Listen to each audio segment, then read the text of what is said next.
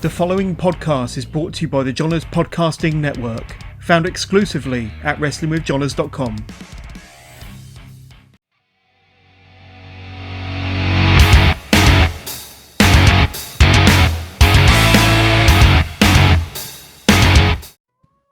We're back. Everyone, we're back. I'm so sorry. Things got weird. Facebook shut down. We had a charity stream. The most extreme of circumstances has occurred, but we are back. Ring around the jabroni. Got two guests here today. I've got the reigning, not currently defending because it's a non-title match, BBE champion. Excuse me? Is that how you're gonna introduce me, Mr. DM Grizzle? Because, ladies and gentlemen, let's do this properly. Introducing your reigning, defending, undisputed Bucker Bomb champion of the world, hailing from Luton, United Kingdom. He is the One Wash Meister, Luke Anthony.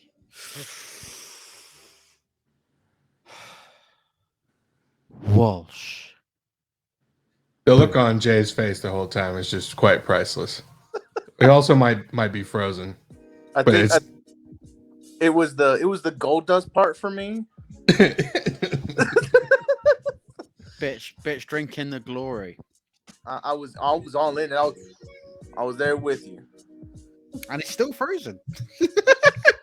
What? So how are y'all feeling about this past weekend of wrestling? I know we're going to get into all the different topics, but there's a lot going on all over the spectrum. Something that would seem like kind of a normal weekend actually was not. We had some title changes. We had some weird stuff go on Friday night, and we had Saturday night Dynamite. So we kind of had a pretty full weekend of wrestling, and it took me until yesterday to catch up, even a little bit this morning. So in general, how are we feeling about this week of wrestling before we get into all these weird topics? Yeah, it's been a funny one, even right up to this afternoon and this evening with the news we'll talk about a little bit later on. It's that we're approaching the final quarter of 2021. Who'd believe we're saying that? I mean, I may as well whisper this out now. It's 2 months till Christmas, folks. Get your holiday season energy right up to 11, because bitch, it better be happening. 61 days till Christmas. 2 months. 2 months sounds much more like devourable, you know? It makes much more sense. Heck, for you guys in America, you've got Thanksgiving coming up. Like you've got double the turkey to gobble. We got Halloween happening. We got Halloween Havoc this week. We should probably talk about that too. Exactly. But yeah, like as we come towards the end of 2021, we start to peek our head into 2022, and you know how people get carried away and looking into what's going to be coming up in the new year, and even from day one. We'll talk about day one. It'll all be happening. So yeah, exciting things going forward. But as for now, yeah, plenty to go over in a very interesting week of wrestling. Could not agree with you more. We're going to let Jay start off this week. It's a topic I know you want to get into. Charlotte Flair's got a lot of heat backstage. Saw what happened on SmackDown. Things did not go according to plan. Jay, take it away. You don't disrespect the queen. You don't disrespect the person who started the revolution for the women in WWE.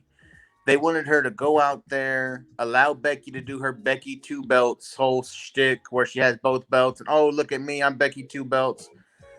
I'm Charlotte Flair. I'm the most winningest champion that the female division has ever seen. But I'm supposed to put over Becky 2 belts, who's already been put over enough. I'm not buying it. And then to hear that she's got the worst heat of it all, because that's the way it was supposed to go. No. If Becky wants to be able to control her narrative and protect her character, why can't Charlotte do it as well? You can't have it one way, not the other. I didn't think you would take that route on that. I appreciate that. Right. You got points for originality. Luke? How long have I got? There's so much. I got you 45 seconds. There's so much analysis on Ashley Flair at the moment. I mean, this Charlotte Flair heat is nothing new. You can go back as far back as April, when she had a false pregnancy diagnosis sort of thing, which put her out of WrestleMania.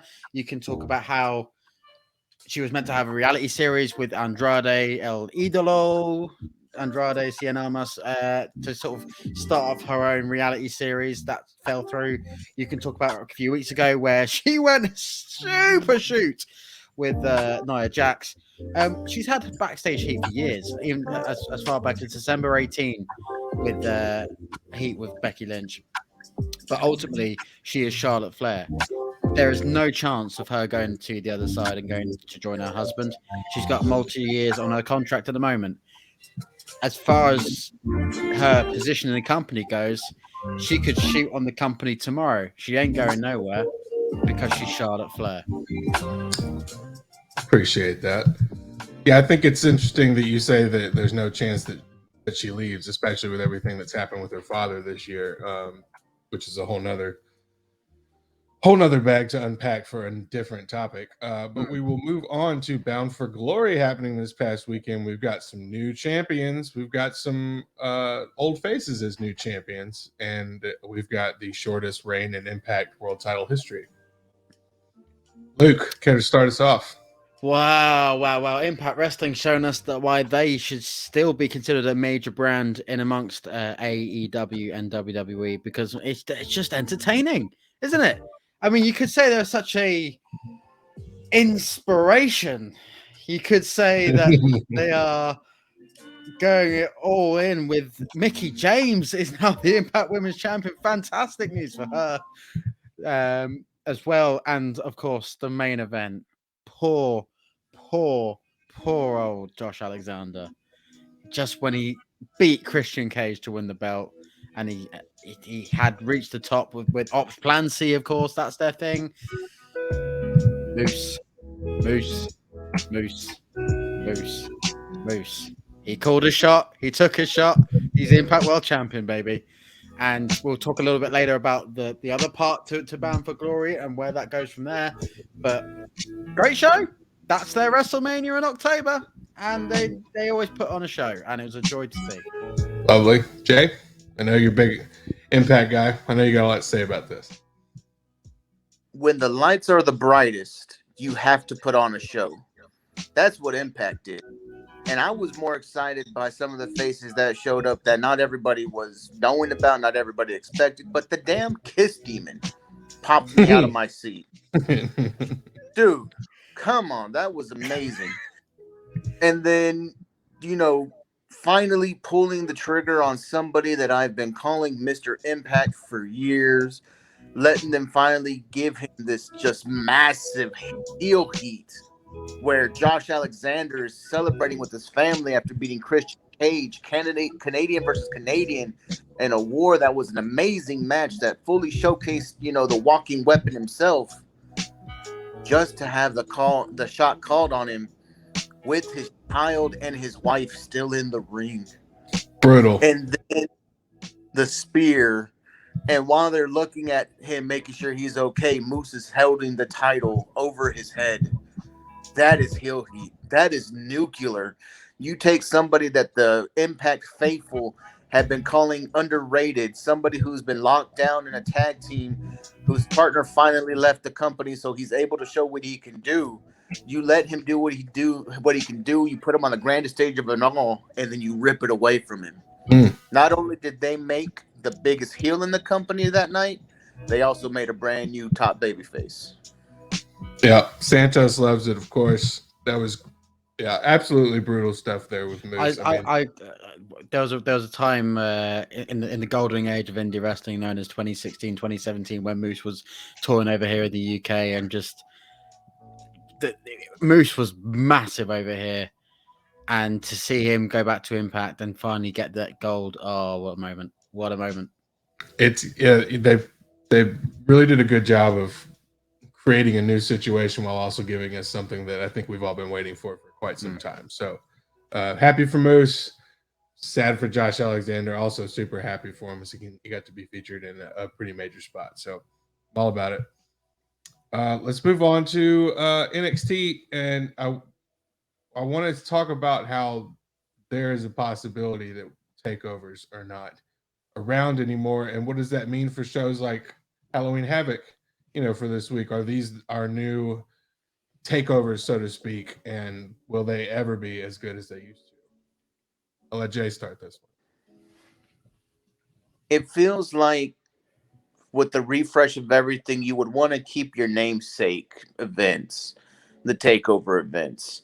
If you're going to get rid of them and just make these shows like Halloween Havoc or the Great American Bash, if they're going to use all these old names to be their big shows, I need it to feel like it. Now, Halloween Havoc does have that with ample title matches, good matches that have good stories going into it. If they continue that trend, I'm fine with not having a takeover. Okay, Luke. There's an extra point that I want to save for later later on in the show. But what I will say is this: is that what we're seeing with AEW Dynamite, and yes, the Wednesday Night War is completely over. What we're seeing with them and how they put on big episodic television shows like Grand Slam, Winter is Coming, Beach Bash, and so on. I think it's brave for NXT to be modeling themselves off of that and what direction they could go with that, and obviously keep the USA Network very happy under that terms as well. But yeah, no takeovers is terrifying. I mean, one of the main USPs that NXT still has within its grasp, as far as we're aware, is War Games. Every year, it's War Games. That's the big selling point, and it's terrifying that if they can't do In Your House or War Games or the big five takeover events on top of what the main roster is doing, then you're just putting a dagger into how incredible the roster, the production, and most of all the wrestling quality will be from the second tier of wrestling in WWE. But that's what they wanted. That's what they wanted with the 2.0 relaunch. They wanted us to stop looking at it as a third brand and get it through to the fans. It's developmental. Also, an excellent point. Yeah, I think a lot remains to be seen, obviously, with NXT 2.0. It's only been a couple of weeks. And interestingly enough, Halloween Havoc seems to be their first huge show, which, like, if you think of the history of Halloween Havoc, has been problematic over time and also had some really great shows. If you were to go back and watch all the Halloween Havocs ever, even going back to WCW. So I don't know. I thought it was kind of interesting that was the first show for them. AEW and Impact relationship ending? Is the Forbidden Door partially shut? I went on record on the Chop Shop. Was it the Chop Shop, or was it on with you, or with somebody? And I went on record saying that AEW being so open and tearing the Forbidden Door down was the perfect equilibrium between promoting AEW across indie promotions and having. It was on the Chop Shop with Orlando, because they opened the door with GCW, opening the door with Impact Wrestling, opening the door with other promotions where they could showcase their talent against indie wrestlers and give them the time to shine, whilst also promoting these local, smaller promotions you would never even dream of the exposure that they get not only online but also on social media and the mainstream wrestling world was perfect. And now what we're seeing and hearing over the weekend, now that relationship could be coming to an end, is a very big red flag that AEW had something that was very special, and all of a sudden they're starting to lean back. Maybe it's just Impact. Hopefully it's just Impact and they can spread elsewhere. But what they had with the Good Brothers, what they had with Christian Cage, what they had with Matt Hardy going over there for a bit, it did impact a lot of favors. But it's worrying. Jay, are we being worked? Gentlemen, I work in the finance field, and in finance, we have a term that exactly describes this situation. It's diminishing returns. At what point does my initial investment stop giving me a yieldable return to where I feel like I should keep going with this? That's where AEW reached. Yes, the initial prestige, the initial shock and awe of the Forbidden Door with Impact was great. It brought a lot of viewers to Impact. It brought some viewers to AEW. Let's not act like AEW got the lion's share of this. Impact took a lot of good heat from this. They got a lot of publicity that they wouldn't have gotten. But what AEW got on the back end of that was access to all these other promotions once they saw what was being done with Impact. You started having your GCWs willing to make these kind of deals. You started having, New Japan being a little bit more open to the roster coming here because they saw how that cooperation with Impact was working.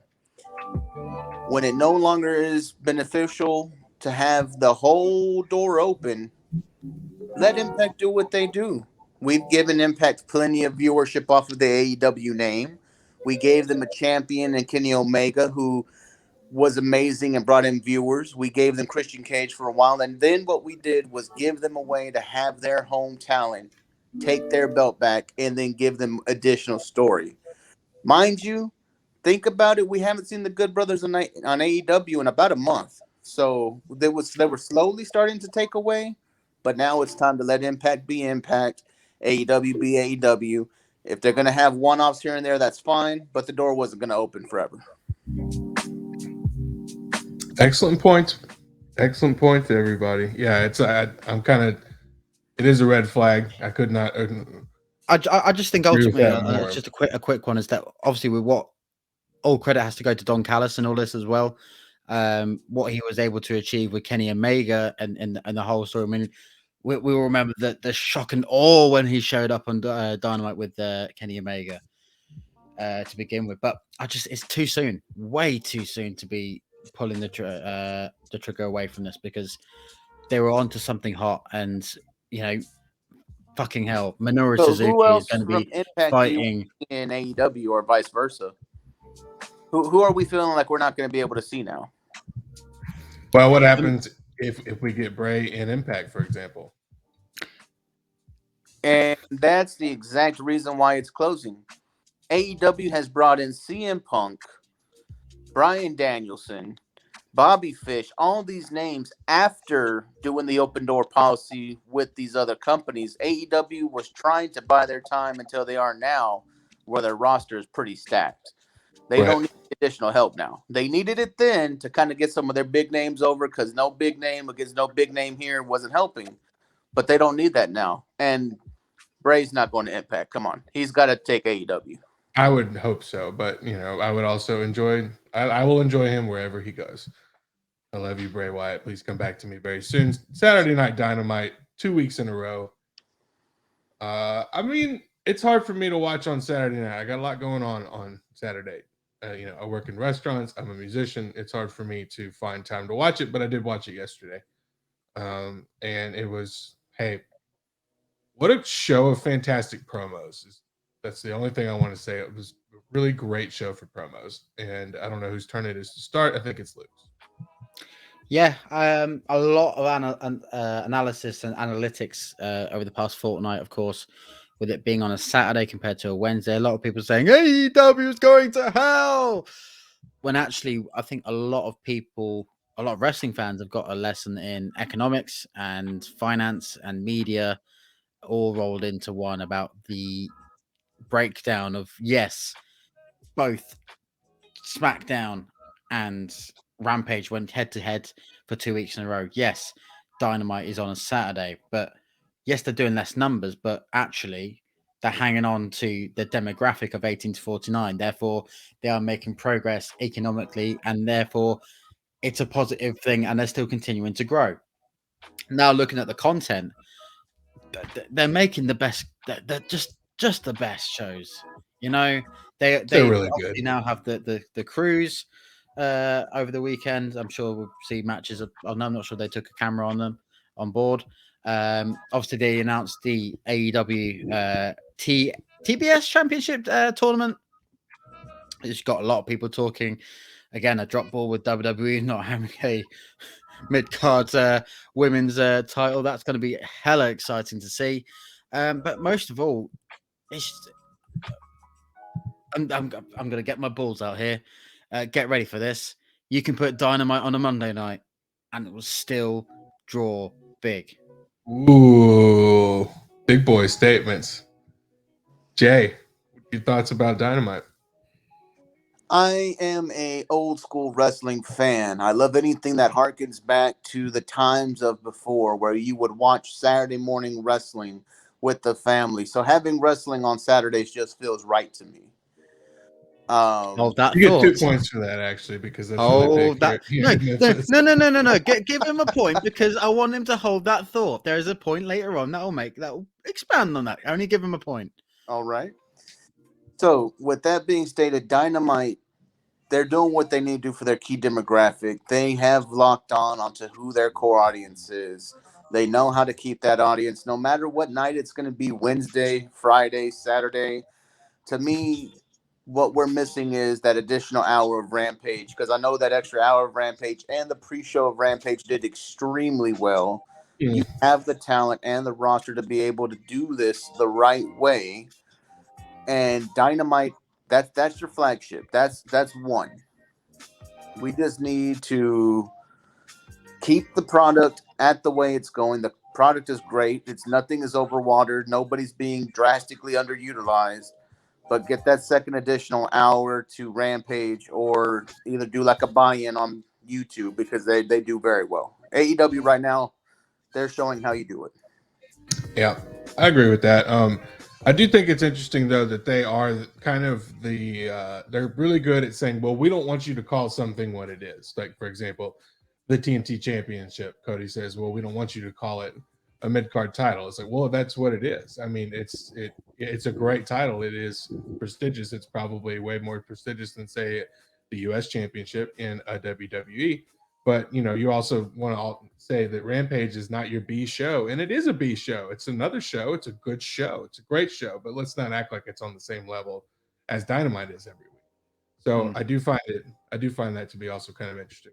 I mean, we do need to remind ourselves they did fucking give us Bryan Danielson versus Minoru Suzuki for completely free on YouTube. Absolutely. I mean, come on. Match of the freaking year quality. It was superb. 15 seconds each. Who is the TBS champion and why? A lot of people say Jade Cargill. I say Ruby Soho, because there is no one hotter in wrestling, in women's wrestling, than Ruby Soho at the moment. Give her a time to shine. Give her a moment to climb up and prove herself.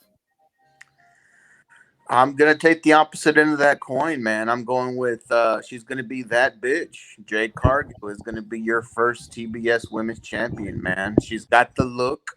She's got smart Mark trying to play the Polly Dangerously role. Give her some more in-ring ability, because she's been doing well. She's not as green as she was. And let's see what they can do with her. Okay, I like it. I like all that. Crown Jewel wasn't so bad, now was it? Jay? Best thing WWE has put on all year long. It honestly was their best pay-per-view to date. Match of the year contender right off the bat to start the damn show. It was amazing. Storytelling, match-wise, greatness. It does need to be the end of that story, though. I don't want to see a fourth match between Rollins and Edge. It's done with. Let it go so we can enjoy it. For God's sakes, Riddle on a camel is all you need to know about Crown Jewel. Luke? Before you start my timer, the one time that WWE put on a show at 5 p.m. British summertime that I can try and watch was the time I was stuck at work and I couldn't even watch a single minute of it. I did catch up, but it was still sucked. However, Crown Jewel, yes. As much as people criticize how ethically corrupt and morally questionable the whole deal is and continues to be, hello Undertaker introducing Pitbull. It was a good show. If that was put on in America, that is still a good show.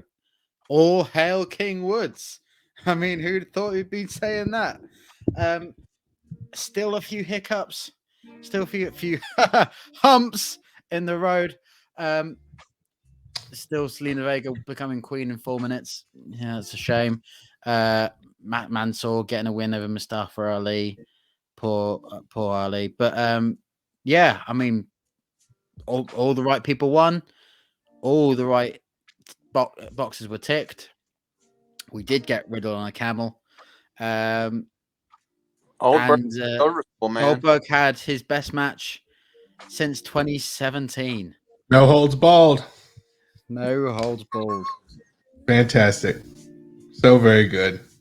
I enjoyed that match. I didn't hate it, actually. And I hate all Goldberg matches. So that's probably my favorite Goldberg match, maybe ever. Moving on. New rosters take place. I guess it started on SmackDown, and we'll see Raw in its first version of their new roster tonight. We saw Hit Row go over fairly well. Are we still afraid for them, or is this a new era of how they're going to start treating NXT superstars? I have to go in on this. I mean, I think you're looking at it completely the wrong way. We need to talk about Charlotte Flair and Becky Lynch being dicks to each other. A title swap is just bullshit. Complete bullshit. I mean, yes, on Monday Night Raw, they'll probably start to build towards their match at Survivor Series over brand supremacy and all of that spiel. But fuck me. Like, the fact that they both went on a shoot about how terrible that was. I mean, it's just that's not how you do a season premiere. I mean, NXT 2.0 did a better premiere of highlighting your new talent on the new roster than what we saw on SmackDown, and what I dread to think is what we're going to get on Raw tonight. But yeah, I mean, it's somewhat hopeful, isn't it? We've still got Keith Bearcat Lee to see what direction they want to put him. Obviously, we saw Big E defend his WWE Championship with Crown Jewel. We'll see who they put with him next, unless they do decide to go with brand supremacy and go with Roman Reigns, which I still want to see. But yeah, I think Hit Row did well. Let's see what Raw can do. Don't bend them. Don't book them like dicks. Please don't book them like dicks. Please, for the love of God, Jay. We may have lost Jay for a second. He always has the best facial expressions whenever we lose. It's really great. That's what I love about the man. Like, no matter what you say, no matter what you can come up with, it's just look at him. He's so beautiful. Such a handsome young man.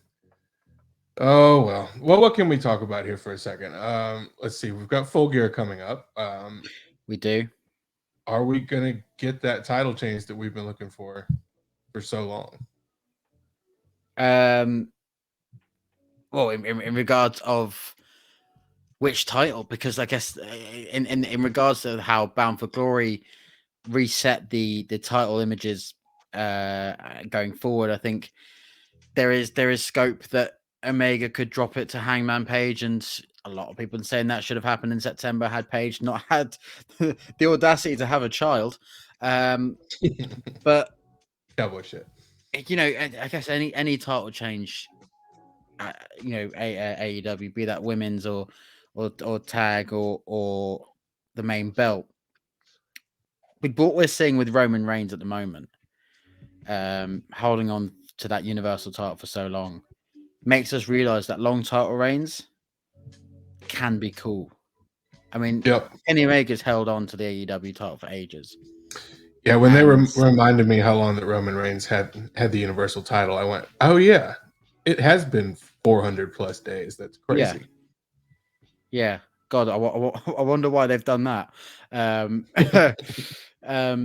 But yeah, I think we'll see how the booking goes. Obviously, the leaked Tony Khan page from a week or two ago showed to be complete bollocks by some of the booking that is being seen. But yeah, it'll be much watch for Full Gear. But there's a further point to be added to that in a little bit later. It's true. Let's see. We'll just go through our rest of our topics here, because I guess you're going to win by default here. Win by count out. You're going to win by count out. Okada is coming to the States reportedly. Hmm. Why? I think this is a new challenge for Kazuchika Okada. I think obviously, why is what Sir William of Osprey, King William of Great Britain and Northern Ireland, long may he reign as the UK's greatest wrestler that will never step foot in WWE's ring. He's decided to come back just as the ref counted for 9. Sorry about that, gentlemen. They're fixing 9! here, and I lost like internet and everything just now. It's all good. Everyone gets one. Everyone gets one per competition. Next time you will be automatically disqualified. Damn it. You've got like 3 topics left to catch up, and we're gonna play our little game here.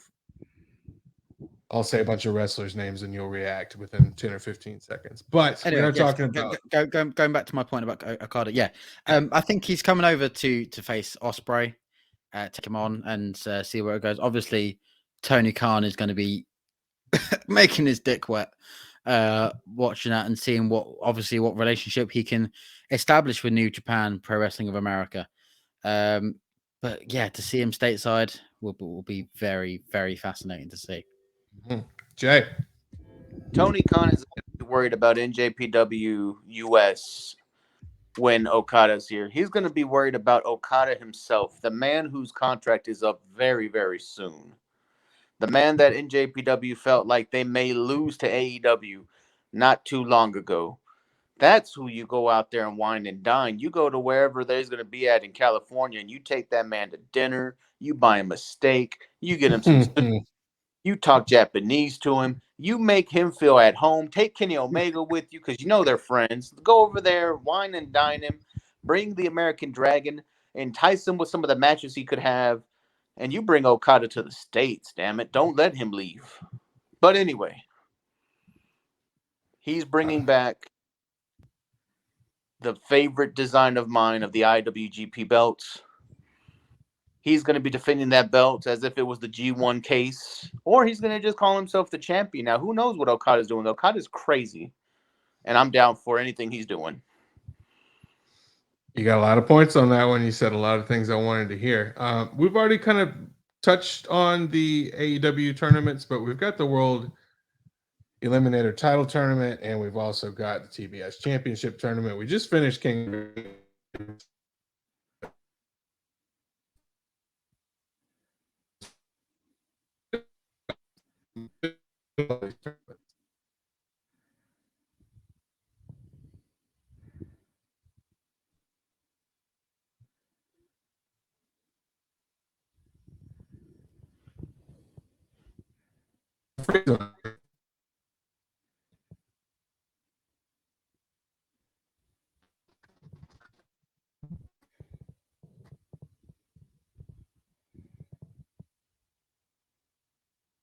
Did it freeze? I did not catch a single word. I was shitting myself. Oh wow! I thought it was me. No, I think I think it's me actually. That's my bad.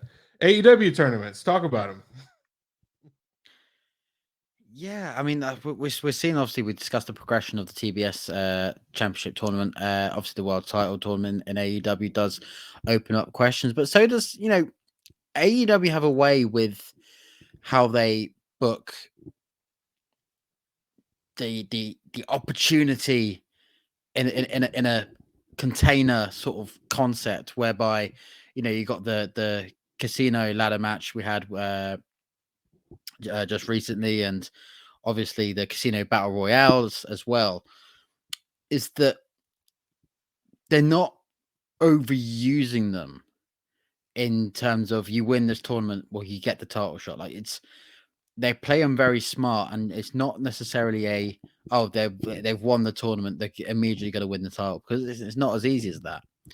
But yeah, I do think the way that they book tournaments is incredibly smart, and the way that they use those tournaments, as tournaments should be used, to enhance the talent that we need to be watching and putting on stellar matches from round 1 all the way through to the final.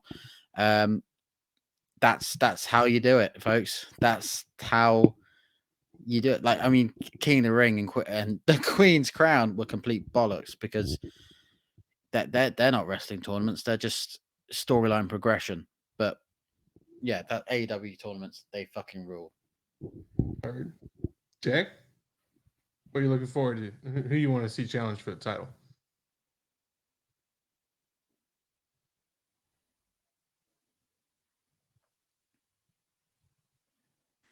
Sorry about that. My dogs were losing their crap because people were moving around, and you know how they get. I know how But it goes. AEW tournament. Much love to Lance Archer. I hope he does better. First off, start off with that, man. Lance. That was tough. That was scary. Yeah. I feel like this is going towards Bryan Danielson, maybe being a title contender, which is something he wanted when he first got there. But I'd be lying if I said I didn't want to see a matchup between Moxley and Kingston again. I feel like they're leaning towards Moxley Bryant, but I'm down either way. I think we're seeing the American Dragon is going to be the next title contender for possibly Hangman Adam Page. Okay, fair enough. I like that. Y'all are about to be tied up here, so we got a couple. Let's see, do we have one more topic here? We do. Cool. 2022 pay-per-view dates. I know someone's got a lot to say about this. Luke, the floor is yours. Thank you. Now we've sort of teased about this all along because the press release that we got this afternoon opened a lot of eyes for a lot of the reasons, and I'm going to try and cram in as much as we can. First and foremost, Saturday dates for pay-per-views. Kind of all for them, kind of against. I do think, they're trying to be the box office pay-per-views that they once were, but obviously exclusive on Peacock or on the WWE Network for sensible people. We've got 2 nights yet again. All Americans aren't sensible. 2 nights of WrestleMania 38 at the AT&T. That's a topic for a future episode of whether they're going to sell 100,000 tickets 2 nights in a row. Obviously, Money in the Bank and SummerSlam both in July. Nashville's a funny way of spelling the United Kingdom for SummerSlam, so fuck you. Giving us a to be decided location for the first weekend in September for a pay-per-view. Obviously, that's traditionally where All Out will take place, so that's a very bold move to do if they take it over here. And obviously Boston Garden for Survivor Series. But all in all, and this is the main takeaway from this, is that WWE doing fewer pay-per-views is clearly a reaction to AEW only doing 4 or 5 a year. This is clearly a reaction of NXT deciding to do fewer takeovers a year. Because what they've seen on the other side is that how they book from Full Gear to Double or Nothing to All Out to Revolution and how they sensibly book from quarter to quarter. Like we used to. Like we used to in 1992 was the last time it was only Big 5. People think it's third world thinking, but actually it's so simple, but so needed that we don't need Stomping Bollocks or Crown Jewel or any silly Night of Champions or the horror show at Normal Rules or these stupid shows once a month. Yes, I love eating pizza and watching them and being the mark that I am. But ultimately, don't be surprised going forward that we get the main shows each year and they become must-see shows. Because if it's working so well for AEW, then WWE have to react, and this is their reaction. For a company that states they are not competing with AEW, they are surely changing a lot of things due to AEW. Competition breaks everything. It can break your stale writing. It can break your stale booking. It can break your ideologies on every Sunday needing a pay-per-view because it's Sunday. WWE made the right move. Let's scale it back. Maybe we don't get these gimmick matches anymore that we always get at the pay-per-view that feel forced, a la Hell in the Cell, TLC, Extreme Rules. Why are these gimmick matches pay-per-views? Cut it out. Get us back to the traditional 5. Make them actually mean something. Make them worth a damn. Because it's surprising that when Crown Jewel is your best pay-per-view you put on all year, and you've put on at least 10 so far, that's saying something. You guys need to reevaluate like you've done. Focus on the main ones. Make us care about these shows again. I remember being little and having a house full of people to watch Survivor Series, SummerSlam, Mania, the Rumble, and that was it. Then they started adding in Armageddon, and then they started doing Backlash, and that's where we kind of lost it because they knew that they can get us to watch these B-rate pay-per-views. Then every Sunday became a B-rate pay-per-view of every month, at least once a month. Scaling back, best choice they could have ever made. But what about Fastlane? Oh God, Great Balls of Fire. Fuck that. Dallas. Fuck you. Great Balls of Fire was great. We had the Iron Man tag team match, and we had Samoa Joe versus Brock Lesnar. Get out of here, Jay. I'm just saying it was a bad name for a show. But to Luke's point, Mania being 2 nights, Jerry Road will not be at over 100,000 for both nights. It'll only be night 2. It'll be 110, 116,000 people. I guarantee it. It'll be nowhere near. Can we have a second round on this? Because we need to expand further on that. I mean, it's kind of a big deal. It's kind of, I mean, as wrestling fans, we don't really think about all the time, but it is all about pay-per-views. So yeah, let's talk about it. They won't sell 100,000 unless they get Dwayne. Unless they get Dwayne. That is their only saving grace at this point. Because yes, Roman's been great and he is attractive. Big E is great.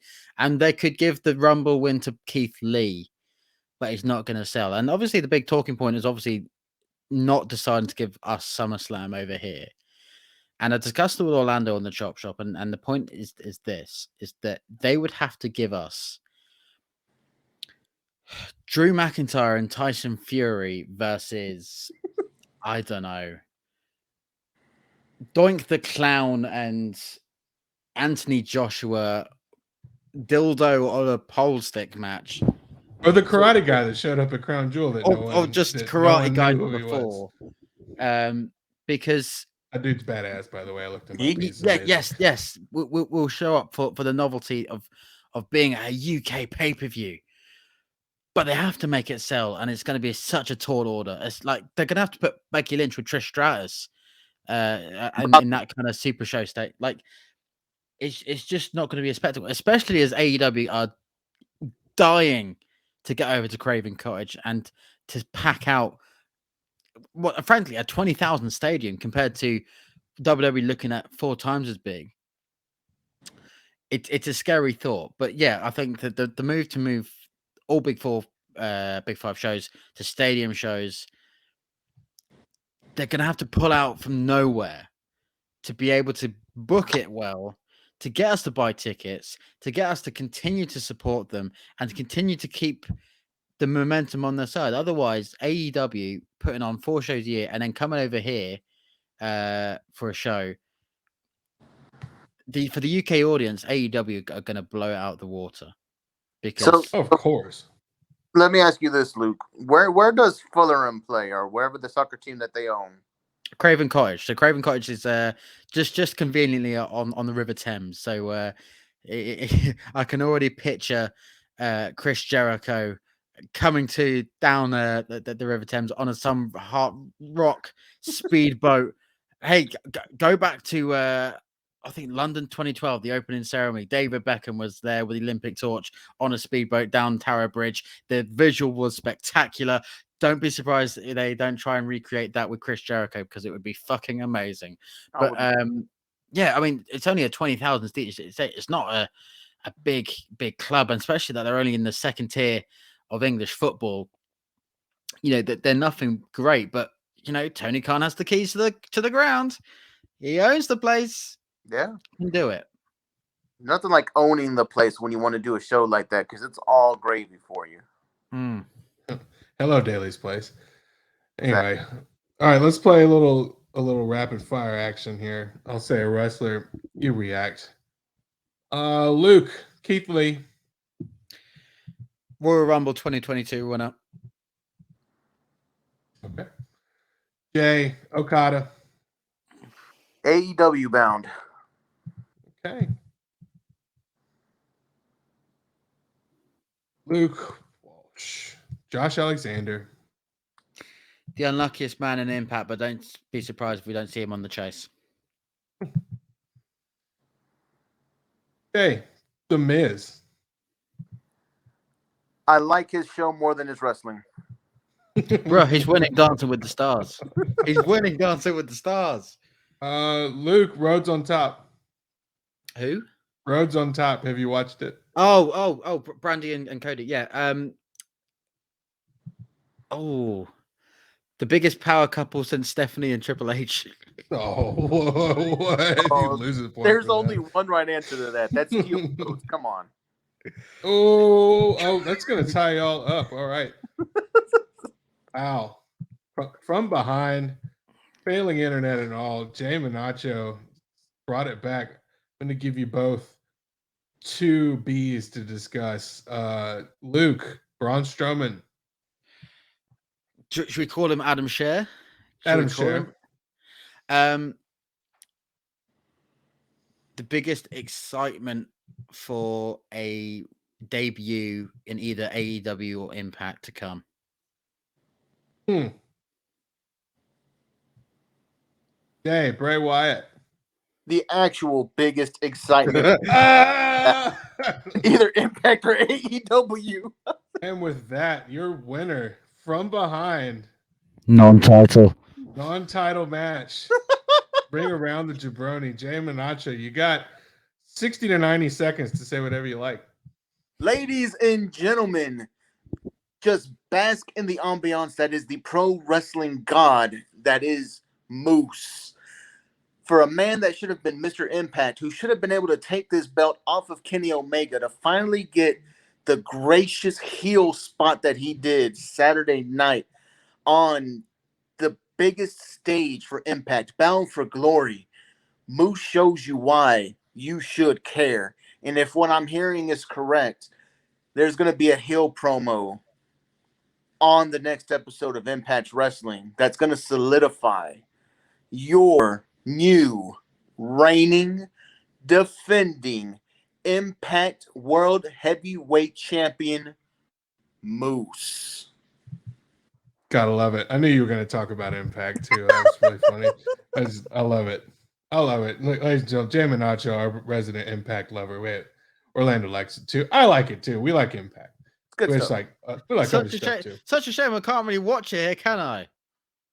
Sorry, we'll send you the files. Tony Khan saying he'll put Dynamite on the US and won't even sort out the UK deal. I'm sorry, I could run for another 2 minutes about how the fuck Tony Khan has shafted us, despite him owning a UK football club and wants to take us over to a big pay-per-view in the UK, and yet he can't sort out the broadcast deal. Fuck Tony Khan. I'm saying you know that it's coming. With this company being so focused on its video game and social media division, it's a shame actually that they wouldn't team up with Impact to make Impact and AEW more easily accessible to the rest of the world. But I would venture to think that's going to happen in the next 2 or 3 years. Oh yeah, but you're missing the complete point. Rewind to Double or Nothing 2019. I saw this visual on Twitter the other day. Jack Whitehall was in the ring with Bret Hart unveiling the AEW World Title. They were investing in the UK market. They went all in on the UK market, and what have they done with us? They've pissed it against the wall. We don't get Dynamite live in the UK. We don't get Rampage. We don't. Obviously, Dark Elevation is on YouTube. We deserve a better deal, and it's embarrassing when WWE have the BT Sport deal and we get Raw, SmackDown, NXT taken care of, no problem. Now. AEW, they need to sort their shit out. I don't want to let them wait and figure it out so it could be good. I want it now. You guys. All right. Well, very well played. It was a non-title match that probably puts Jay in the. I think that makes you a #1 contender for the BDE call title. this the championship contenders episode. Yeah. Now that he's earned his title opportunity. Absolutely. Solid booking here from Buckle Bomb Entertainment. Thanks for tuning in. We'll get this up on YouTube and everything very soon. Thank you if you joined us live. Thank you for leaving comments. Got a Moose. The only comment we had was about Moose, so I kind of like that though. We will see you next time. Stay tuned for this Chop Shop and All Elite Talk. Damn right.